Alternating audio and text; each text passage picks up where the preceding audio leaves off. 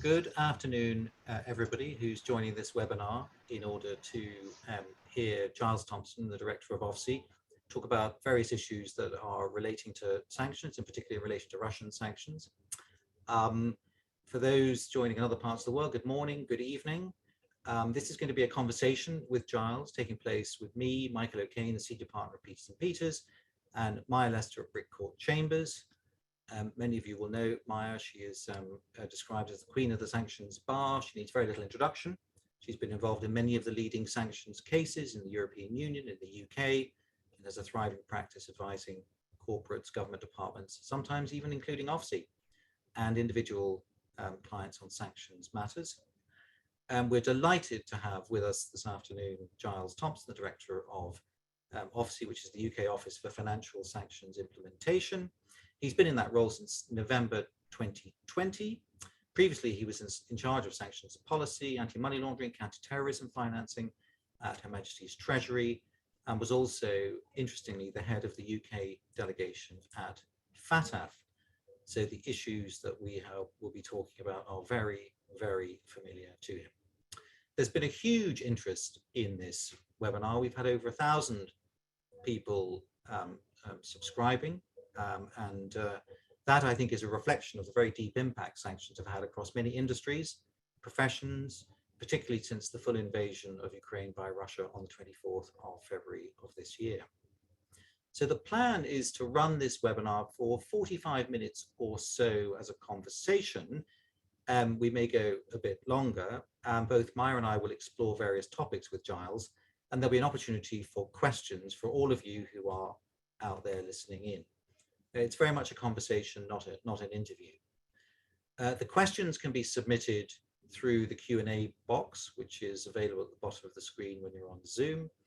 And what we will try to do is, rather than necessarily leaving all the questions until the end of the webinar, we will try to monitor the questions as we go along. And if there is anything that arises that we think is very pertinent to an issue that we're in the middle of discussing, we'll do our very best to weave the question into the chat. We will try and avoid questions that are of a very technical nature or questions that are very case specific, because we want to try to ensure that the questions generate the widest possible interest. So having said all of that, Giles, can I just start with asking you briefly, particularly for the uninitiated in the world of sanctions who are listening in this afternoon, can you tell us a little bit about OFSI? What is OFSI's role? What is its function? What are its main responsibilities? Yeah, no, thanks, Michael, and big thanks to you and Maya and the European Sanctions blog for having me this afternoon, and to everyone from joining wherever you are. It's great to be here. So, I mean, in terms of OFSI, the Office of Financial Sanctions Implementation, with the UK's competent authority for ensuring that financial sanctions in the UK are properly understood, implemented, and also enforcing them. So we sit in Her Majesty's Treasury, the UK's Finance and Economics Ministry, and we do a number of key roles and key functions. I mean, in the UK, our Foreign Office has got overall responsibility for sanctions designations, so they'll be the department who will take the ultimate decision about who the UK is designating for sanctions and the legislation that underpins that. But for financial sanctions, OFSI will then be responsible for implementing and enforcing them. So through events such as this, we try and reach out to the private sector and others who need to implement sanctions to offer guidance, advice, as much help as we can in ensuring people understand their obligations and implement them effectively. We have a range of tools on the compliance side to encourage and enforce compliance where necessary. We work extensively internationally with US, EU and other counterparts to coordinate sanctions implementation, and also do quite a significant amount of work as well now in technical assistance in helping lower capacity countries to develop their sanctions frameworks. And we work very closely with law enforcement and other regulators as well within the UK system on the compliance side of things. And you're probably kind of most familiar with some of what we do through the consolidated list that OFSI is responsible for maintaining, that lists everyone that's sanctioned under financial sanctions, which has got our email alert attached to it, and we produce a blog and have a website which you can check out to keep regularly updated. Thank you very much. That's very clear. And then in terms of responsibilities, you've described, so obviously in terms of what we tend to see obviously being heavily involved in are, for example, dealing with license applications. Clearly you deal also with enforcement. You've talked about outreach. How are responsibilities allocated within OFSI? Are there dedicated teams for each of those sets of responsibilities? Yeah, no, and I should have mentioned our licensing function up front. I mean, that is a huge amount of what we do, and a big part. So, where there are licensing grounds written into our sanctions legislation for financial sanctions, OFSI will administer those. So I mean, in terms of overall size of OFSI, we were around 45 odd people before the start of the Russia-Ukraine invasion. As we've said in the UK publicly before, we're now increasing significantly to deal with the increase in work volumes and caseload for us, with the ambition of over doubling in size by the end of the financial year, and we're well on our way to getting there. And we tend to divide ourselves into functions, looking at areas such as engagement and outreach, licensing, enforcement, and actually what's as well as our operations and governance, but also actually what's a growing area for us is intelligence, where we're developing our ability and our capability to use the broadest possible source of information to inform our work, to inform all other aspects of our work. So yeah, we organise ourselves in different sectors or branches, however you want to call it. But I mean, a key function of what we try and do is ensure that there's a lot of interworking, and we're not in silos, because any one issue can span multiple areas. Most of our licenses have a very heavy international flavour to them, for instance, working with other jurisdictions or businesses that are multinational businesses. So it's very difficult to isolate things as purely this or purely that. So you've mentioned the need for an increase in resources. I just wanted to ask you a little bit more about that, because obviously before the Russian invasion and after the Russian invasion, my sense is that since the 24th of February, there's been probably a sort of tsunami of reports and license applications, etc., coming into OFSI. And you've talked about sort of trying to double your size. How are you managing the resources at the moment, and is the fact that you're having to double in size and be heavily involved in a very intensive recruitment exercise, is that also draining resources at the same time as you're trying to deal with everything that's coming through the door? Yeah, no, I mean, that is a big challenge, as it is for any organisation undergoing this sort of increase in work and sort of change at the same time, dealing with crisis working and huge volumes of work at the same time as trying to undergo a significant change management program. I mean, I think this is probably true for those on the front line of implementing financial sanctions in the private sector and elsewhere as well. I mean, what's really been a challenge for us to manage is the combination of the scale of Russia sanctions. It's well beyond anything we've seen in any other comparable sanctions regime to date. You can look at DPRK, Iran, other examples. I don't think they get even close probably to Russia in the sheer scale of the sanctions in place. And it's certainly also, as you will have all felt, the pace of work, certainly in the first few months of the invasion, new designations every week, new expansion of the scope of some of the prohibitions, and keeping pace with that. And then I think, and this is probably the longest term sort of challenge, is the complexity of the sanctions, linked to a much greater UK footprint and UK nexus in much of the things we've sanctioned than other sanctions regimes. You know, we've got a lot of wealthy Russian individuals in the UK who we need to manage the sanctions impact around. We've got a lot of UK businesses who are caught up in supply chains or other relationships with Russian sanctioned entities. Lots of issues I'm sure we'll get onto later around complex corporate structures and how you determine ownership and control in that context, and some quite interesting issues, you know, for instance, also, you know, around conflicting policy objectives that emerge for the government as, you know, the consequences of sanctions unfold. So I think, you know, it's been that combination of dealing with the scale, the complexity, and the pace of the work. We've had to staff up significantly, and we've done that in the short term through, you know, what we call surge resourcing, which is moving people around from different bits of the Treasury. But also we've been very well supported by colleagues in the regulators and law enforcement in bringing people in with the right experience and expertise to help us.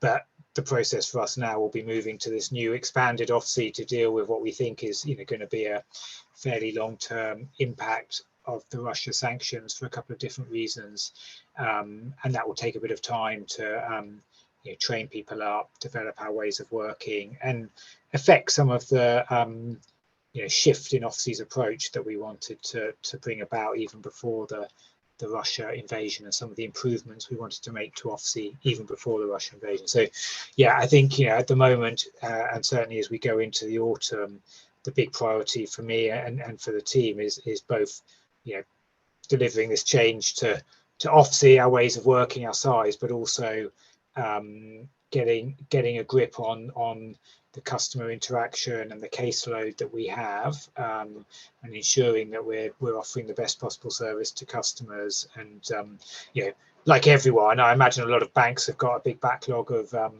you know, false positives or alerts or whatever that are in the backlog to be worked through by the compliance team and so on.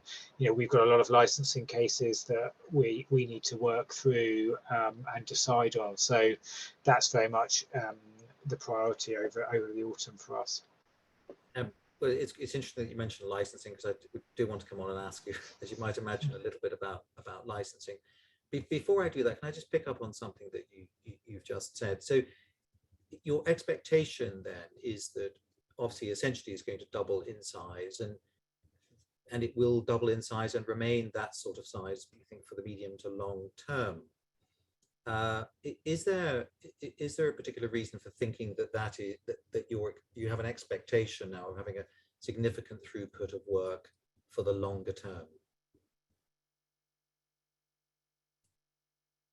Yeah, no, and I said a couple of reasons, actually, probably three reasons why I think that's fine. I mean, obviously, you know, we've been given the resources by the Treasury to do this, but obviously, you know, that's something that the government would always keep under review, and I can't guarantee that will always be the case, but that's currently the position. I think, you know, reason number one is, I mean, I don't know what will happen with the Russia-Ukraine conflict. I'm not sure anyone does, but I think I'll be very surprised if the sanctions were unwound greatly in the near future, frankly. So I think that's a bit of an assumption that the bulk, at least, of the sanctions are going to be here for some time. To, you know, they're there not only to try and directly influence what Russia is doing in Ukraine right now, but also to degrade and deter future Russian aggression. And certainly while the current regime remains in place in Russia, that objective is going to remain the same, I think.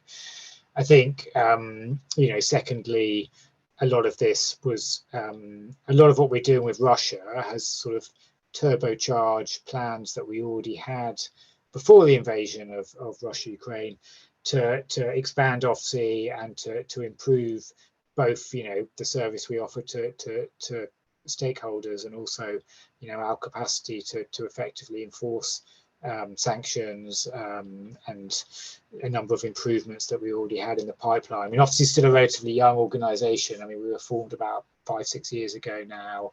we've been on a bit of a journey since then, so there's still much that we can do and put into place. And I think the third reason is, and again, this is an assumption, I'm by no means an expert, but I think the sheer expansion in the use of sanctions and some of the impact that they've had on Russia, I think is going to potentially lead to a greater appetite and use of sanctions and other economic warfare. I think is the term being used, levers in the future. And there's a lot of debate out there around lessons to be learned from Russia and so on. So my sense is that in a world where the cost of actual direct military intervention is very high, economic levers are increasingly popular, and I think they've had a massive testing ground, if you can call it such, in the sheer breadth and novelty of some of the stuff we've done in Russia. That's going to have a lasting impact. Okay, that's very interesting. Then coming on to licensing, Giles, first of all, before we get into some of the specifics, could you just explain for those people listening what the process is at OFSI for dealing with license applications once they are received? Oh, you're on mute, I think. Sorry, 2.5 years post-pandemic, the ability to unmute is still a struggle. So yeah, I mean, there's lots of information you can access on our website and blogs we've done around the process. I mean, I think my first thing to say would be, please try and submit a license that is as comprehensive as possible in all the information you provide, because it will just slow down the process if bits are missing and we have to go back and there's a back and forth on it.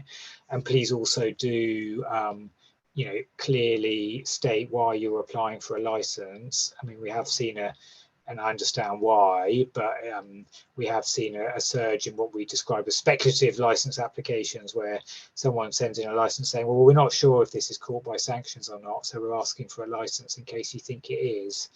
And frankly, I mean, that is not helpful and is not going to be a submission that we prioritize, because the expectation is that a company or whoever's seeking the license will establish or at least take their own view as to whether a particular transaction or activity is caught by sanctions, and if their view is it is, then they apply for a license. But sort of sticking one in on the off chance it might be unhelpfully gums up the system, and be clear what derogation, what grounds you're applying under.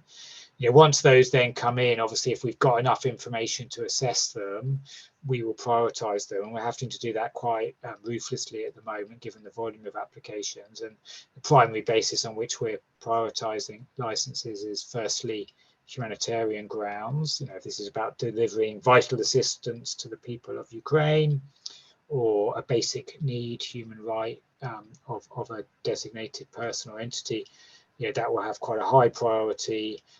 Similarly, what we call sort of sectoral impact, where if this is a genuine cross-cutting issue that's impacting a number of businesses in a sector, part of the economy, and is having sort of widespread impact, or potentially very significant impact in one or two companies in a particular area, they will get the top priority. We're trying to process everything we can as quickly as possible, but inevitably, given the volume of work and our need to upscale the team dealing with it, things that don't get triaged into that category, they're not sort of lost somewhere.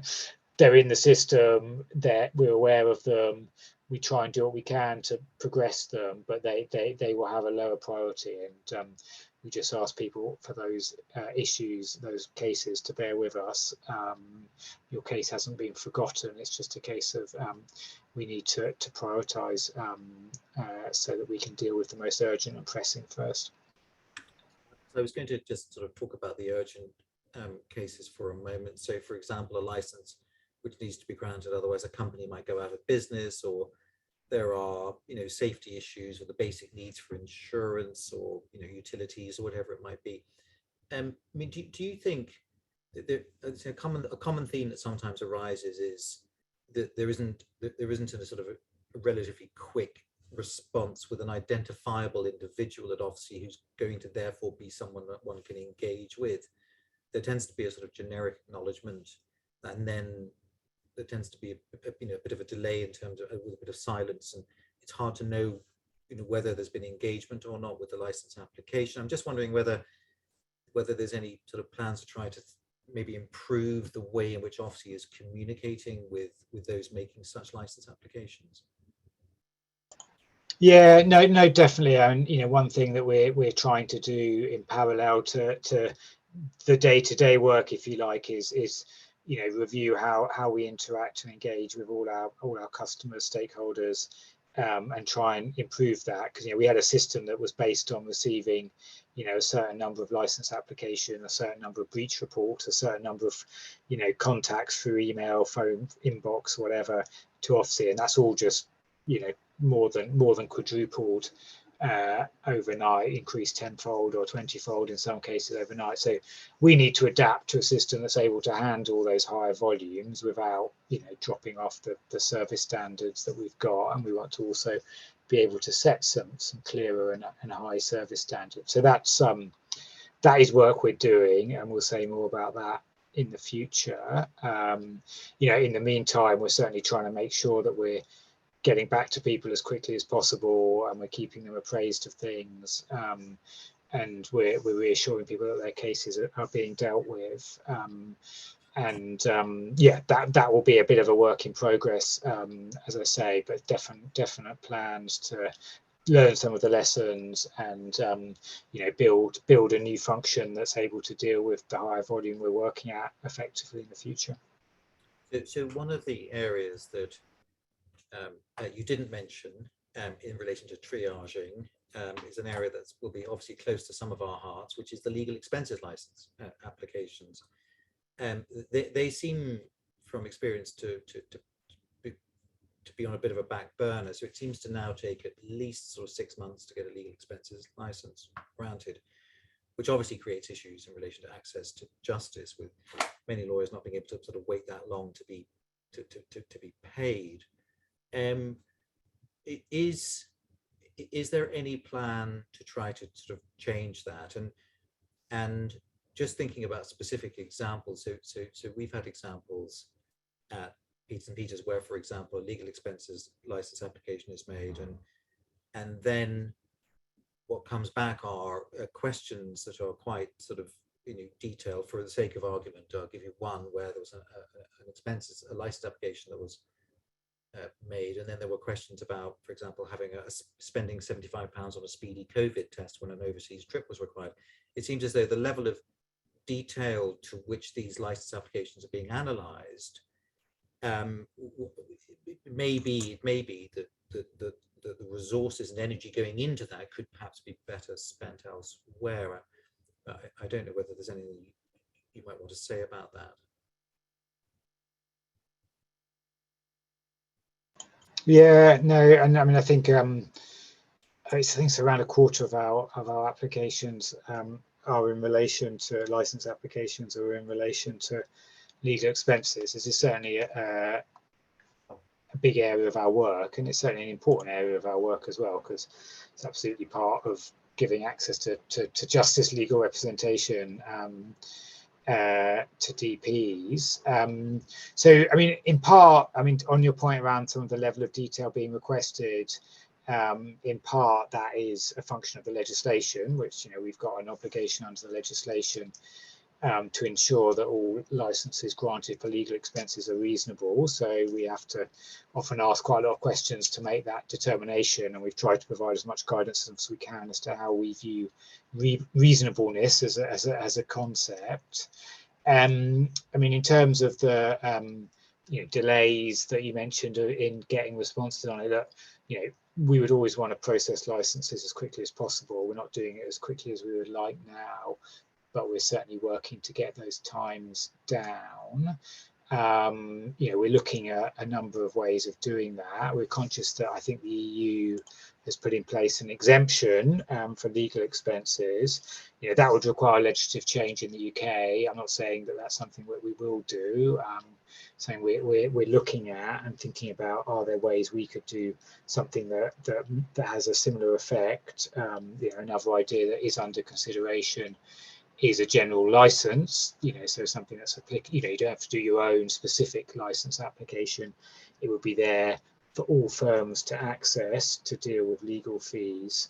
That would have a number of conditions attached to it if we did go ahead with it, but that is an idea also that we're considering to try and speed up things, because if it's a general license, you wouldn't have to put in a specific application to OFSI. You could just use the authority of that, but also just to reduce the amount of work involved at both ends in some of these. The final thing I'd say is just I know this is not a perfect answer, but just to be clear, we've had some questions about potential misreadings of the guidance that we've put out, but we don't have a problem with legal services being provided to DPs. It's the payment for those legal services that needs a license. I mean, obviously it's a decision for the firm as to whether they're willing to work at risk of potentially not getting a license for the payment, but there's nothing stopping the provision of legal services if that risk is willing to be borne. But, where there are things like an urgent court fees needing to be paid or something like that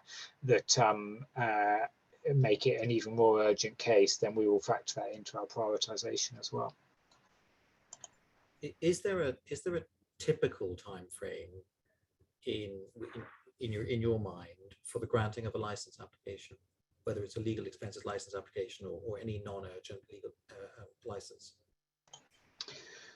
No, I mean, I know it would be helpful if we could say something like that, but it just becomes a hostage to fortune because each case is different. Some, we've turned around overnight because they've been so important and such a high priority, and people have worked through the night to get a general license out or a specific license out in some cases.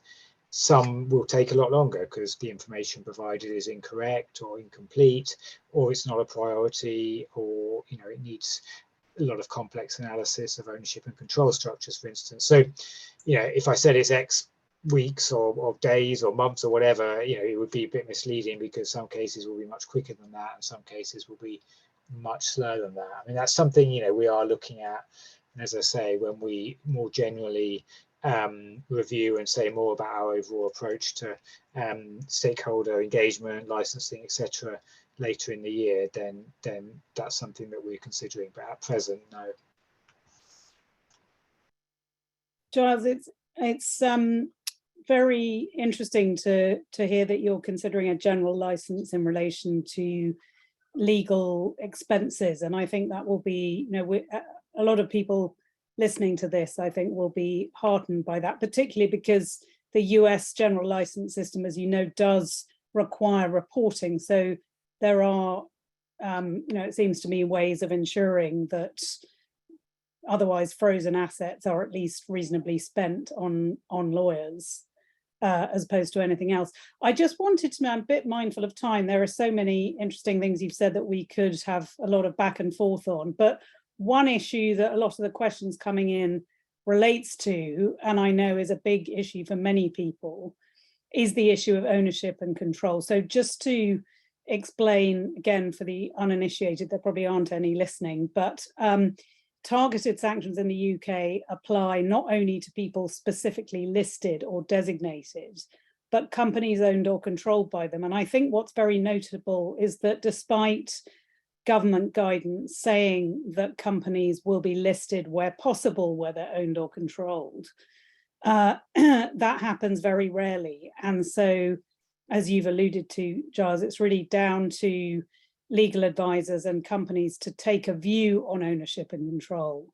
And that's something I just wanted to explore with you, because now it's absolutely essential, I think, for people to have clarity about this issue, because essentially what it means is you have to know whether the entity that you're advising or dealing with or work for or are in a contract with or any number of issues is subject to sanctions or not, because those owned or controlled are sanctioned in the same way that those who are specifically designated are. And now I'm very mindful that there is strict liability when it comes to monetary penalties for breach of sanctions. So it's no longer really about whether you had reasonable cause to suspect that you're dealing with a sanctioned entity. There's strict liability now. I think the difficulty arises because the test for determining whether a company is controlled by a designated person is quite difficult to apply, as you know. Particularly, you know, one element of the control test in the Russia regulations is whether it's reasonable to expect that a designated person would be able to achieve the result that the affairs of a company are conducted in accordance with his wishes. Now, OFSI's red alert specifically says that if you're in doubt about these sorts of ownership or control issues, or if there are sort of some indicators that you might be in a position of ownership or control, you should ask OFSI about this. And the European Commission likewise has made it very clear that this analysis is for national competent authorities to perform and give a view one way or the other. And in some quite high profile cases, OFSI has taken a view, sometimes remarkably quickly, on whether a company is owned or controlled or not. It's sometimes, in my experience, has done so, you've done so in the context of a license application. So don't worry, you don't need a license. You're not controlled by a designated person. Or independently of a license application, just very helpfully given a view on whether a company is owned or controlled or not. But my sort of feedback for you, of which you don't really need my feedback, is that OFSI's approach to this so far seems to me to be not very consistent, because sometimes, as I say, I've seen really quite rapidly a view taken by OFSI. The quicker that happens, clearly it's of enormous value to industry, to everyone. Sometimes OFSI is saying, actually, you've got to take your own view. And you have today said it's not very helpful to have what you describe as sort of speculative license applications. But if I can sort of stick my neck out and say the reason for license applications of that kind is that specifically where the guidance says come to OFSI on this, and the test is so hard to apply, you know, does OFSI regard that as its function to actually identify which are the sanctioned companies in the UK and which are not? Yeah, no, thank you. And look, I'm very conscious that this is a big issue, and it's really been one of the main issues coming out of Russia sanctions for companies to deal with, and there's huge amounts of complexity involved in it. And to some extent, we're evolving our approach as we go along. I mean, I think, starting at the top, if you like, I think what we have said, or the Foreign Office have said, is that ideally, where we want someone to be caught by financial sanctions, they will be designated in their own right, so everyone's got clarity, and that's the ideal. That's not always going to be possible for a number of reasons, but as a sort of position, we're working with the Foreign Office to ensure that as far as possible we're doing it up front. That's easier and clearer for everyone. If they're designated, they're designated. But we are going to continue to have the ownership and control test underneath that in some form or another, for good reasons, to ensure that assets aren't just easily transferred into some other sort of ownership structure. But I mean, this has been particularly challenging with Russia due to the frequent, very complex, obscure corporate structures involved, and some of the circumvention, evasion, avoidance techniques in use.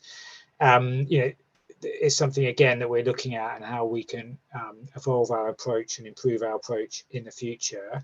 I don't think there's ever going to be a position where we can provide from government absolute upfront clarity, either through designation or through an OFSI determination on every case, partly because there are just too many potential cases, partly because the facts with any company structure can change very rapidly, and we won't necessarily be the first to know about that.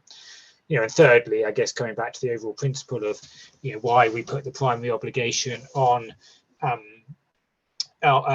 companies and others to understand whether or not they're dealing with a designated person, is that we frequently won't have access to all the information. The person dealing with that customer, who's doing their customer due diligence, onboarding, whatever, will have the most detailed view and will be best placed to take a view. So I think what we want to do is be able to provide more clarity, either through upfront designations or through OFSI's guidance, determinations, other ways that we could do that. that's not going to be in all cases, and is not going to, absolve reporting entities of their need to do it. But we do want to, as you suggest, arrive at a more clear, consistent position. And this is a big priority for us in developing our capability to be able to make determinations, and also to support the private sector in doing that. So do I take it from that if it is, government's function to try to identify sanctioned entities clearly, that if, it's not out of the question that OFSI might make a determination, as I think it has been in some cases. I think the oddity for quite a few people now is that it's very difficult to advise anyone, because OFSI sometimes seems happy to take a view on whether an entity is sanctioned, which would be in line with its guidance, but sometimes says, well, it's for you to make this determination. Yeah, and I think, look, I don't know, but I think I don't think the default position is going to change, that ultimately it's for companies, the reporting entity, to take a view as to whether they think they're dealing with a designated person or not. That we're not going to fundamentally upend the whole thrust of our approach. What I hope we can do in the not too distant future is have a clearer framework that we can communicate about, when and where OFSI will provide more clarity, will take a view, and the process around that.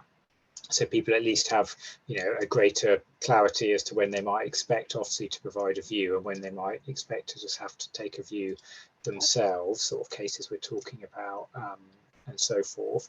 I think we have been trying to get better at, on timing point of coordinating, where we know and are aware of a significant ownership and control issue, either designating the entity if we want them to be caught up front, or sometimes issuing a general license because we view them as being caught by sanctions, but for other reasons we want to mitigate the impact of that for good reason. So for instance, we did that very quickly with some of the recent designations, or being able to say clearly that we do or don't view this particular company as caught. So yeah, I think in short, we're not going to kind of change the fundamental premise, but we want to be able to provide a clearer, more consistent and more helpful framework and service from OFSI to help people make that determination. I have to say that sounds incredibly helpful, because I think it's the framework around,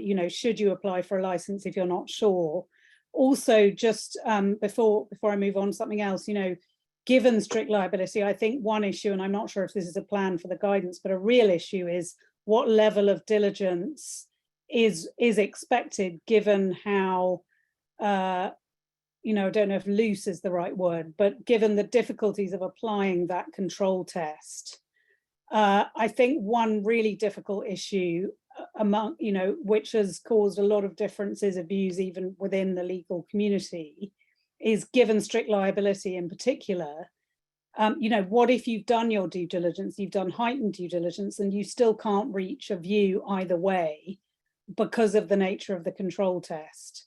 And that's a really difficult one, I think, and that's where help from OFSI could really become extremely helpful, because at that point, I think a lot of people's response so far has been, well, let's ask OFSI its view.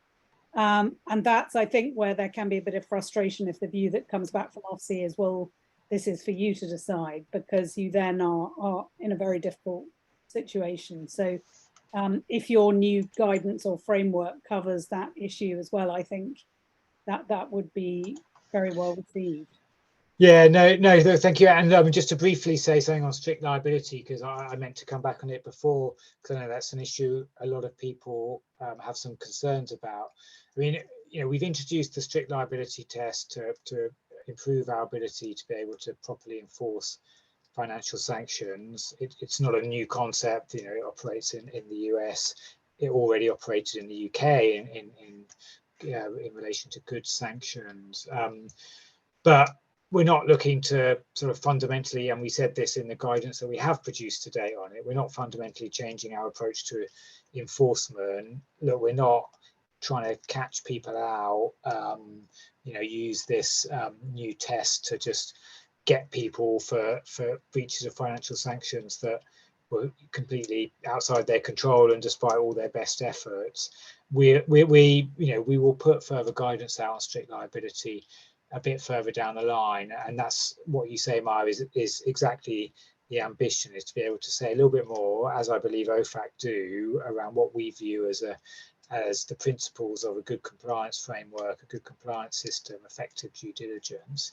It's always going to be bespoke to the company, the firm, the risks they've got, the clients they've got, the sector they work in. But we want to be able to say a bit more about our view on that, and we will look at breaches under the new test as we did today. We'll look at what did the firm know, what was their framework in place, their compliance framework in place. Did they have an effective system in operation? Should they have been more aware of the risks? All sorts of different factors. And look, we kind of broadly will segment cases into there's people who are willfully complicit in trying to evade and control sanctions. That's the most serious category. You've got people who you might describe as sort of willfully negligent. They haven't actively connived in breaching sanctions, but they are not doing proper CDD or source of wealth checks, for instance, kind of knowing that it does expose them to risk of breaching sanctions, or that they may well be breaching. And then we've got sort of another category of potential breaches where someone has got very good systems and controls, very appropriate systems and controls in place, made their best efforts, but sometimes it just happens. And those are the cases that we will be most understanding of. It's not to say we won't ever take enforcement action in those cases, but they will be the cases that we'll be most understanding of. Okay, I know Michael's got a couple of questions about reporting and enforcement, which I'm very keen we have time for. So there's two other things I briefly wanted to ask, and it's incredibly appreciated that you're giving such helpful answers. One is about, I suppose I've been talking a bit about consistency of approach, and I wondered whether OFSI would ever consider, without publishing licenses, perhaps a bit more guidance on what it will and won't license. So that there are quite a few issues that come up repeatedly where you're left with the sort of grapevine in terms of, has anyone received a license on this or haven't they? And sometimes OFSI, perhaps because you're dealing with so many different people now, OFSI are giving sort of different answers to what feel like the same question. So one obvious area is, for example, I'm aware of one decision that private school fees are not something that OFSI regards as the basic needs of a designated person, and another decision taking the opposite view. The same in relation to private healthcare, an urgent operation. And that seems to me the kind of area where guidance sort of on at least a sort of general approach across the board without binding you in every case might not only be helpful, but would also speed up your licensing backlog. So I don't know if that's something you would consider of a more substantive kind as well. Yeah, no, look, very, very happy to take that into consideration, and that is something that we will look at. I mean, we've tried to do it previously, for instance, around what we construe as reasonableness in legal fees, but as you mentioned, a few areas that are keeping us pretty busy, and where your idea is a good one. So certainly happy to take that away to consider. I mean, let me just briefly say on private school fees, because this does come up a lot. The basic policy is that we don't think there is a strong case that private school fees are a basic need. I think most UK taxpayers who we work for would not see it in that way. And in circumstances where the UK state can meet a basic education need. That said, there are exceptional cases, there are special cases, there are cases where we have licensed them for various reasons that I won't get into for data protection purposes. So we will certainly take that into consideration, and I think we should provide a bit more clarity on that.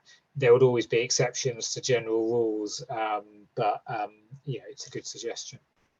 Okay, so I suppose finally on the subject of really the process for suggestions. So sadly, we can't have you on a webinar every day, although it would be great given, there's floods of questions coming in, which we'll try and sort of follow up on afterwards, because there's so much interest and also sort of hunger for guidance, I think. But I just wanted to ask, I mean, I know OFSI's done a lot of outreach and interaction with some sectors, particularly the financial sector, insurance, banking, and so on, sometimes via UK finance. I mean, is it useful? It strikes me there's an awful lot of issues where people raise amongst themselves, not only lawyers, but in all sorts of sectors. You know, wouldn't it be helpful if OFSI gave guidance on X, or how about a general license on Y? Quite sort of constructive suggestions, or you might not regard them as constructive, but they might be. I mean, is that useful? I guess you have to say yes on the webinar, but is that useful? But also, is there a forum, you know, where I think there is a general sense of where should people go? Is there someone listening? Is it going to get added to the, you know, what must be an enormous stack of paper at OFSI? Or is there some sort of panel that one could think about putting together just to exchange these sorts of practical ideas? Yeah, no, absolutely. I think you know, what we do want to hear those, because people who are on the front line of implementing sanctions will have the best view as to what would make it easier for them. I think, you know, the primary route that we've got for discussing these issues at a sort of, I guess, cross-cutting strategic level at the moment is a senior financial sanctions implementation group that I chair with my counterpart at the Financial Conduct Authority, which meets every month, and that has got, you know, hopefully broad representation from financial sector, legal, accountancy, and other sectors. And you know, what's most helpful is if, you know, individual people and firms will have great ideas, but if everyone vote in individually, we'd never get round to them all. What's most useful is, you know, to get the coordinated views, you know, of a number of people or a sector or a group of businesses, you know, who have iterated some proposals and sort of come to us and got some developed ideas and proposals that we can more easily engage with. So I think particularly through trade association, representative bodies and so forth, that would be really helpful. And you know, on the sort of NGOs, humanitarian side, we've got something called the tripartite sector group, I think it is, that brings together government, NGOs, and law enforcement and regulators to talk about issues implementing AML, CTF, and sanctions obligations for the NGO sector. And that's a really good forum for that sector to engage through. If someone wouldn't mind sort of putting those two groups on a link, just so people know what those groups are, I think that'd be helpful. There's a number who don't. Michael.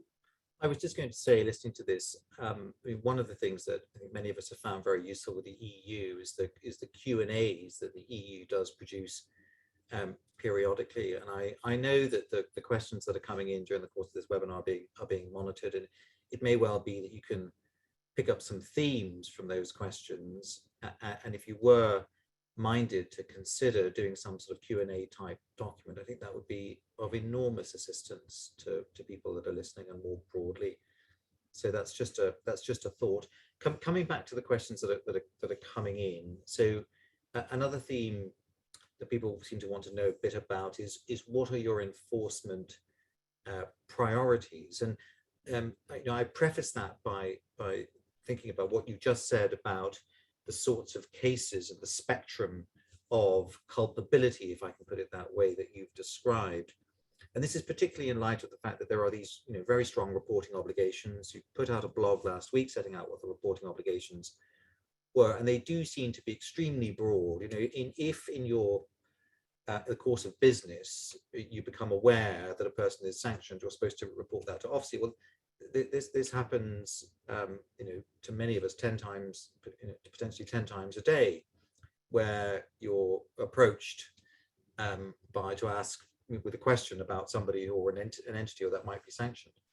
Is it realistic to expect that we should be deluging you with reports about people who are designated when you already know that they're designated because you're maintaining a consolidated list which sets it out? Is that seriously going to give rise to liability in your view? And then as a corollary to that, you know, what are the enforcement priorities? And when you're thinking just about this Giles, for one moment. One thing of concern that has been doing the rounds a little bit, and people are talking about it, is the suggestion there now may be criminal liability attaching for those engaged in activity pre-sanctions. So this is in relation to dealing with perfectly legitimately gained assets, no suggestion of money laundering or any of that nature, lawfully obtained property owned by, let's say, for example, a Russian. That Russian thinks they might be sanctioned. There's no guarantee they're going to be sanctioned, and perhaps they end up never being sanctioned. But there does seem to be a suggestion that professionals, whether they're accountants or lawyers or bankers, engaging with that person in relation to those assets could potentially face criminal liability for a conspiracy to circumvent sanctions. That I don't know whether you can comment on that as to whether there's any accuracy to that, and if so, whether that's going to have a huge chilling effect on anybody being prepared to deal with any non-designated assets at all.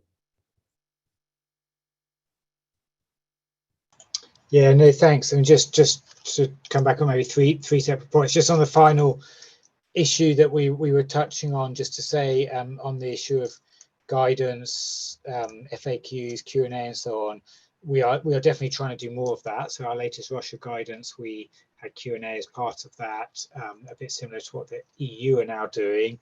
We're going to look to do more of that in the future, and we update the guidance regularly, and that is on the back of feedback from implementing bodies, and we will certainly take the Q&A off this webinar, which I imagine, I haven't been able to monitor it personally, but I imagine it's going to be hugely useful to inform all of that.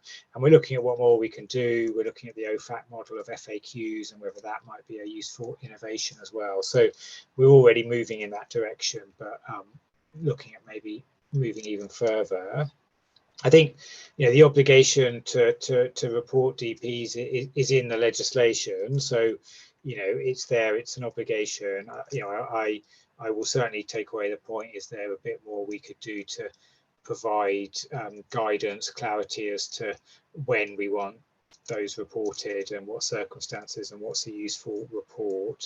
It's perhaps, it comes to mind as a bit of a parallel with, for those of you operating in the anti-money laundering world as well, suspicious activity reports, where we get deluged by those in the UK Financial Intelligence Authority as well, and not always particularly useful. And there's a big program of work underway there to try and provide more feedback as to what is actually wanted and what's not within the constraints of what the legislation requires. So I think that's a very helpful suggestion.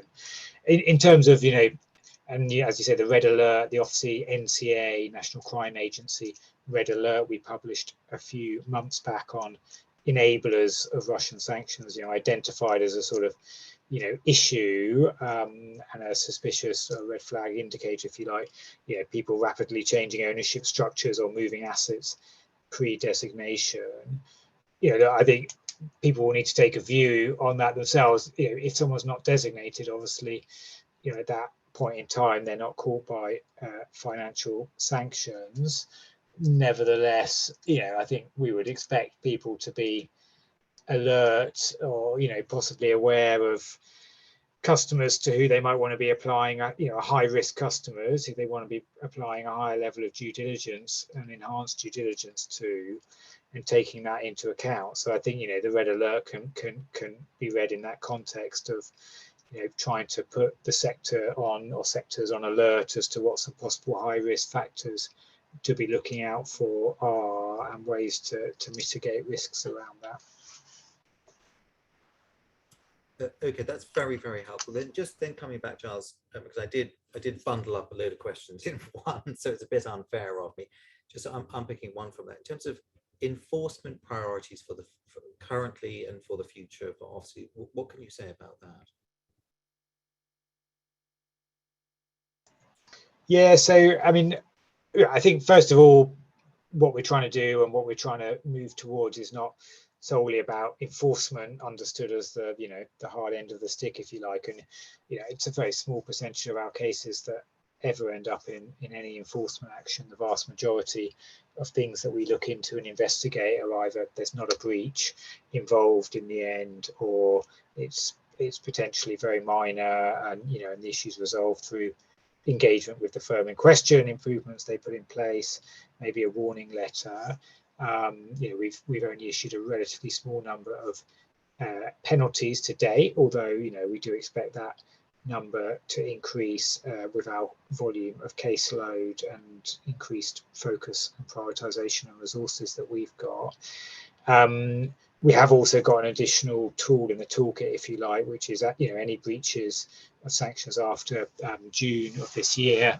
We've also got the power to not issue a penalty, but to publish details of those cases to inform wider compliance in the sector. And I think it's probably most regulators and firms would say the same thing, that actually a lot of the value of enforcement action is in understanding what companies did wrong.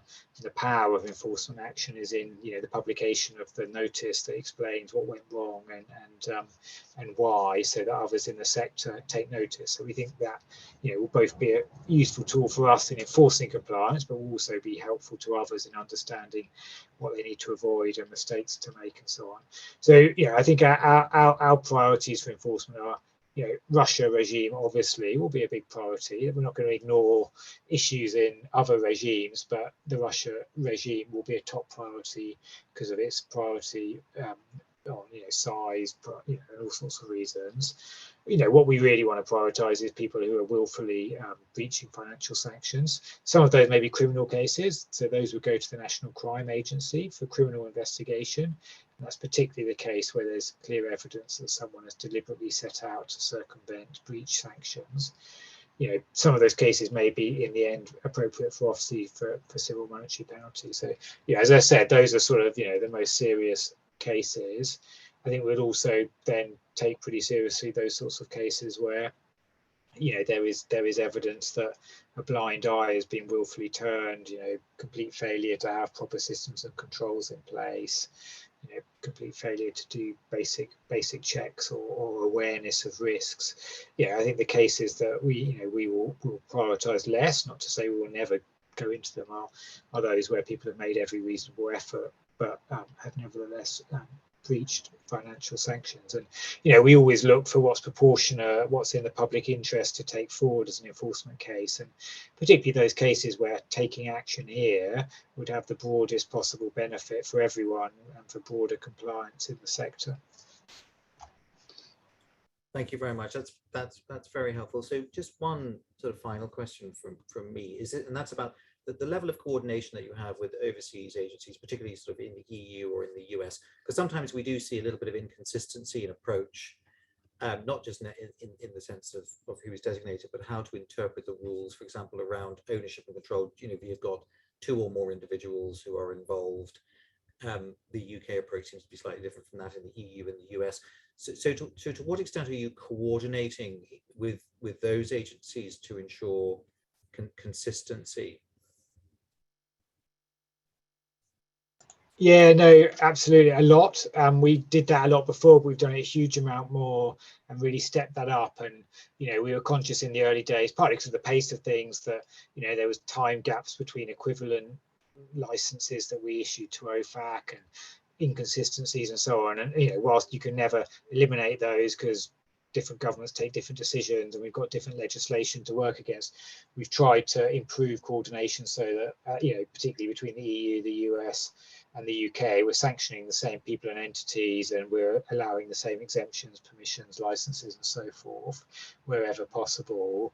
And we take the same interpretation of things like ownership and control, where we will talk to European counterparts, US counterparts, to understand their position. So I generally feel that we have improved what we've done on that, but we know that there's more to improve. And we talk to our US and EU counterparts almost daily across all levels of the team, and I talk to my counterparts regularly. So definitely been a sort of benefit, if you like, of the crisis, as it's brought us together as a group even more so, and we will certainly maintain that in the future.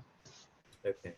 Well, I think we're at the hour point. So, Giles, first of all, can I thank you very much on behalf of Maya and myself for giving up your valuable time to provide some important insight. We've had about 650 people on this webinar this afternoon, and we've had a sort of record number of questions for a webinar that I've been involved in.